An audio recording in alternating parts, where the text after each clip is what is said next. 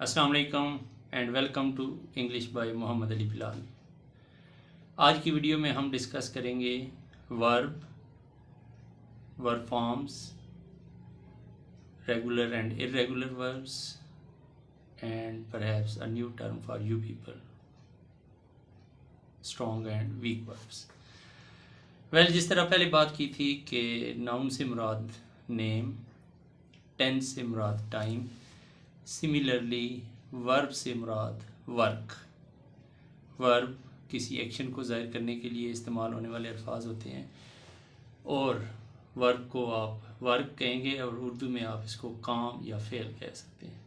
याद रखें कि जब भी किसी फ़ेल का या वर्ब का ज़िक्र आता है या वर्क का ज़िक्र आता है तो उसके साथ ही काम करने वाला या जिस पर काम सर अंजाम दिया जा रहा होता है उसका ज़िक्र भी किया जाता है। यानी whenever you discuss verb or verb form, surely while making certain sentences you will use subject and object. Subject mean he who performs an action. Urdu में उसको फाइल कहते हैं, काम करने वाला। इसी तरह ऑब्जेक्ट मफूल को बोला जाता है, मफूल जिस पर काम किया जाए, और ऑब्जेक्ट इंग्लिश में on which some action is done. English sentence का सबसे कॉमन अरेंजमेंट ऑफ वर्ड्स जो है वो है सब्जेक्ट वर्ब ऑब्जेक्ट, यानी SVO। सबसे पहले सब्जेक्ट काम करने वाले का जिक्र किया जाता है, फिर उस काम का जिक्र किया जाता है और एंड में आप ऑब्जेक्ट का जिक्र करते हैं। लेकिन याद रखें उर्दू में ये अरेंजमेंट मुख्तलिफ है। उर्दू में सबसे पहले काम करने वाला, फिर जिस पर काम होता है और सबसे एंड में वर्ब का जिक्र किया जाता है। यानी उर्दू की अरेंजमेंट बनती है subject object verb. English sentence आपका लेफ्ट से राइट चलता है जबकि उर्दू का सेंटेंस आपका राइट से लेफ्ट चलता है। आते हैं नेक्स्ट पेज की तरफ जिसमें हम डिस्कस करेंगे forms of verbs. There are 3 forms of verbs, first form, second form and third form. लेकिन ग्रामेटिकली फर्स्ट फॉर्म को प्रेजेंट पार्टिसिपल, सेकंड फॉर्म को पास्ट फॉर्म कहते हैं और थर्ड फॉर्म को पास्ट पार्टिसिपल फॉर्म कहते हैं। इन फर्स्ट फॉर्म को प्रेजेंट पार्टिसिपल और थर्ड फॉर्म को पास्ट पार्टिसिपल क्यों कहते हैं, इस सवाल का जवाब आपको इस वीडियो में नहीं मिलेगा, लेकिन आपसे तवक्को की जाती है कि आप थोड़ी सी रिसर्च करें और कमेंट्स में अपनी राय दें कि why do we call first form as present participle and third form as past participle. Verb की 3 हालतों का इस्तेमाल इसलिए किया जाता है कि वर्ब की मुख्तलिफ हालतें मुख्तलिफ ज़मानों और मुख्तलिफ ज़मानों में काम करने के अंदाज को भी रिप्रेजेंट करती हैं। ये बहुत कीमती जुमला है, इसे आप समझने की कोशिश करें। Different verb forms represent different tenses and different manners. Verb की फर्स्ट सेकंड थर्ड फॉर्म किसी न किसी ज़माने से एसोसिएट होती है या फिर किसी न किसी मैनर से एसोसिएट होती है। यानी तीनों फॉर्म्स में से जब कोई मखसूस फॉर्म इस्तेमाल होती है तो वो किसी न किसी ज़माने और उस ज़माने में मैनर को इंडिकेट कर रही होती है।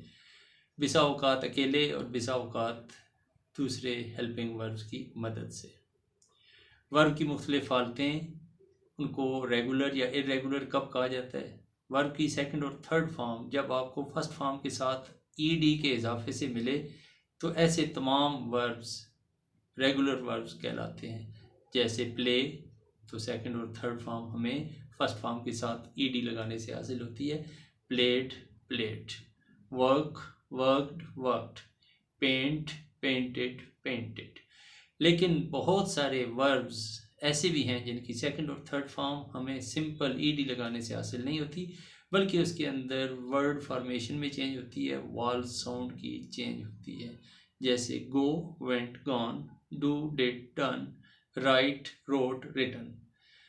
रेगुलर वर्ब्स की सेकंड और थर्ड फॉर्म याद करने की कोई ख़ास ज़रूरत नहीं होती। अगर आपको फर्स्ट फॉर्म और उसके उर्दू में मीनिंग मालूम है तो आपको सेकंड और थर्ड फॉर्म भी मालूम है कि एक सिंपल प्रोसीजर है ईडी का इजाफा। लेकिन इरेगुलर वर्ब्स में आपको मौका ब मौका ज़रूरत पड़ती है कि लेकिन इरेगुलर वर्ड्स में आपको इस चीज़ की ज़रूरत पड़ती है कि एटलीस्ट एक दफ़ा आप वर्ब की फ़र्स्ट फॉर्म, उसकी मीनिंग, सेकंड फॉर्म और थर्ड फॉर्म किस तरह मिल रही है, या क्या फॉर्म सेकंड बन रही है और क्या फॉर्म थर्ड बन रही है, वो आपकी नज़र से गुजरे होने चाहिए।